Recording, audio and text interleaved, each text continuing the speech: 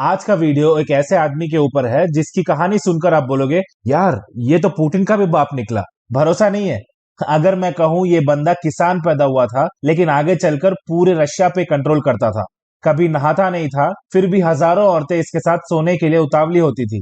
और रशिया की 300 साल पुरानी रॉयल फैमिली को अकेले ही इसने तख्त से हटा दिया। तब मानोगे? तो चलो फिर शुरू करते हैं। ग्रेगरी रास्पुटिन का जन्म 1869 में सर्बिया के एक किसान के घर में हुआ। उनका परिवार इतना गरीब था कि उनके 7 भाई बहन थे, लेकिन सिर्फ ग्रेगरी ही 18 साल की उम्र तक जिंदा बचा। अब इतने गरीब थे तो ऑफकोर्स पढ़ाई लिखाई का तो सवाल ही पैदा नहीं होता। तो बाकी छपरियों की तरह रास्पुटिन का सारा फोकस चोरी चकारी और लौंडियाबाजी में ही था। 18 साल की उम्र में वो कई बार जेल जा चुके थे, दारू की लत लग गई थी उन्हें, शादी हो गई और 3 बच्चे भी थे उनके। यहाँ तक तो रास्पुटिन की लाइफ उस जमाने के बाकी रशियंस जैसी ही थी। लेकिन असली चेंज आया 1897 में।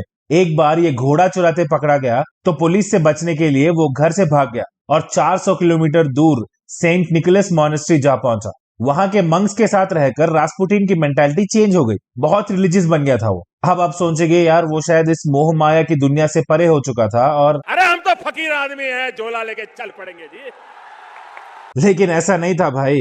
अब भी वो पुराने शौक पाल रहा था। बस पाप करने के बाद प्रे करके भगवान से क्षमा मांगने लगा हो। उसका कहना था कि अगर आपको पापों से ऊपर उठकर पुण्य कमाना है तो पहले पापों को समझना पड़ेगा। इसीलिए जो भी पाप करना है बिंदास करो। और तो और उसका ये भी कहना था कि संभोग के बाद आने वाली थकान में ही भगवान को सच्चे दिल से याद किया जा सकता है।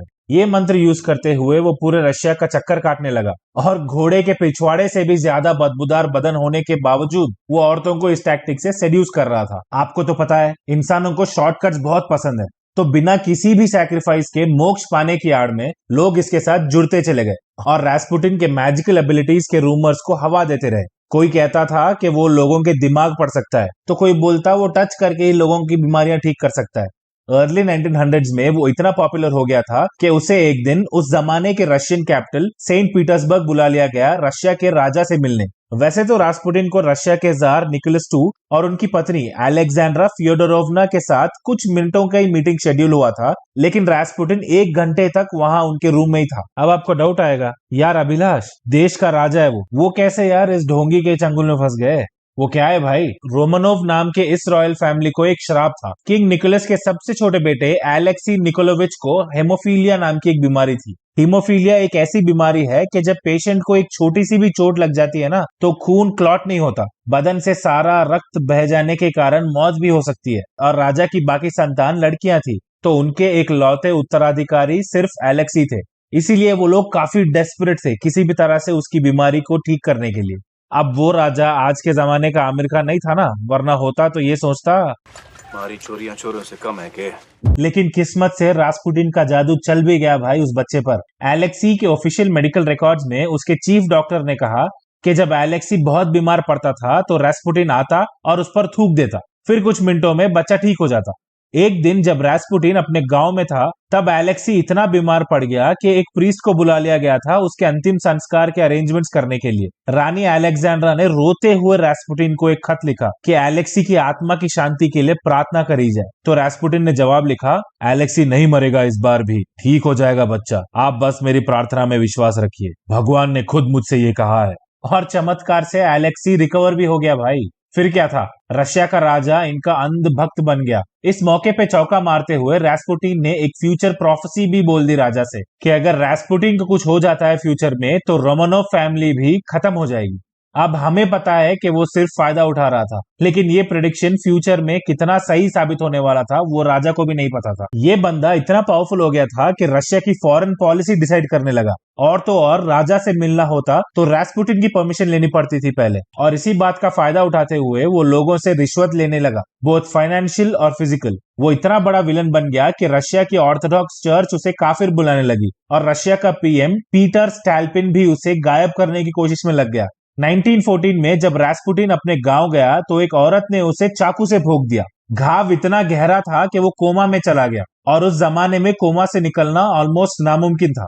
लेकिन भाई रास्पुटिन लाइगर के विजय देवरकोंडा से भी बड़ा फाइटर था, इसीलिए वो कोमा से उठकर बोला I'm a fighter! लेकिन उसका सीक्रेट गेम तो अभी शुरू होने वाला है भाई। जब रास्पुटिन कैपिटल वापस पहुंचा तो उसने देखा कि वर्ल्ड वॉर 1 शुरू हो गया और राजा जंग लड़ने देश के बाहर चले गए थे। तो रास्पुटिन ने रानी अलेक्जेंड्रा पर अपना जाल बिछाया और रानी इसके चंगुल में फंस गई। वो इतनी दीवानी हो गई रास्पुटिन की कि अगले 18 महीनों में उसके कहने पर 4 प्राइम मिनिस्टर, 5 इंटीरियर मिनिस्टर और 3 वॉर मिनिस्टर को हायर और फिर फायर करती गई और इसी बहाने रिश्वत के पैसे से रास्पुटिन का खजाना भरती गई। ये बंदा जो एक मामूली किसान परिवार से आया था, वो अब रशिया का बेताज बादशाह बन चुका था। दिसंबर 1916 में रॉयल फैमिली के बाकी सदस्यों ने डिसाइड किया कि रास्पुटिन को मार देना चाहिए, तो उन्होंने उसके खाने में साइनाइड मिला दिया। और रास्पुटिन था खाने का शौकीन, तो उसने खा खा के इतना साइनाइड इंजेस्ट कर लिया कि 4 हाथी मर जाते उससे। लेकिन अपना फाइटर भाई खाकर हाथ मुंह धोकर सीधा रानी के रूम में चला गया रंगरलियां मचाने। वो कैसे जिंदा बचा, ये हिस्टोरियंस को आज तक कॉन्क्रीट एविडेंस नहीं मिला है। कुछ दिनों बाद एक असैसिन ने रास्पुटिन की छाती में गोली मार दी, लेकिन ये बंदा हार्पिक एड के 0.1% वाला वो बैक्टीरिया है भाई जो मरने का नाम ही नहीं लेता। फिर क्या था, वो उठ के खड़ा हो गया और असैसिन के नाक पे मुक्का मार दिया उसने। उसके बाद उसके पीछे 3 असैसिन लगे और कुछ घंटों में उसके सिर में गोली मार दी गई और फिर रॉयल फैमिली ने उसकी बॉडी को नदी में फेंक दिया। इसके कुछ दिनों बाद 1917 में रशियन सिटीजन्स अपने राजा के वॉर टैक्टिक्स से नाखुश हो गए थे और निकोलस को रिजाइन करना पड़ा पब्लिक प्रेशर में आके। रास्पुटिन ने जो कहा वो सच निकला। उसके साथ साथ रोमनोव फैमिली का इतिहास भी पूरी तरह खत्म हो गया। यार, वहां एक राजा अपने सिंहासन से उतरा और यहाँ एक राजा अपने सिंहासन पे चढ़ने वाला है। मैं भुवन बाम की बात कर रहा हूँ भाई। अगर इस किंग ऑफ ओटीटी की लाइफ हिस्ट्री जाननी है तो ये वीडियो क्लिक करिए। चलो वहां मिलता हूं मैं आपसे। जय हिंद।